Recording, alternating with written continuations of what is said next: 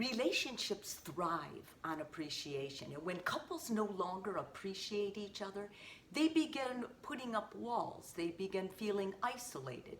They lash out. They're angry. They feel resentful and taken advantage of.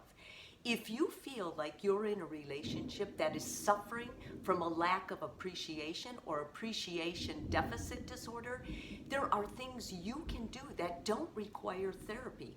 In fact, these things, if you practice them every day, you'll start restoring the appreciation within the relationship, and both of you are going to get along better.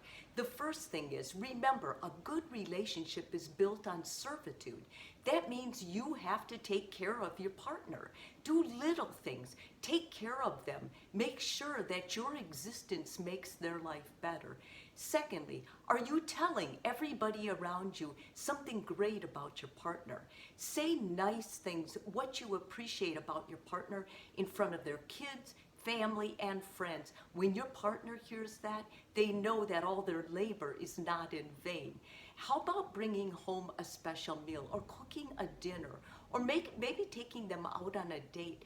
Do something that makes your partner feel special once in a while. That also lets them know that you're seeing all the things they do and contribute to their life. And don't forget those little love notes. Post-it notes, writing on the top of their coffee cup a big heart, and I don't know what I'd do without you.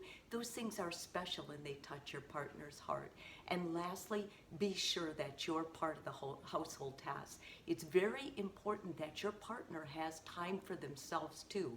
If they know that you can take over so they can get out, get a break, restore their sanity, it just makes them realize what a great spouse they have. When couples practice appreciation, you can see it in their eyes, you can see it in their relationship.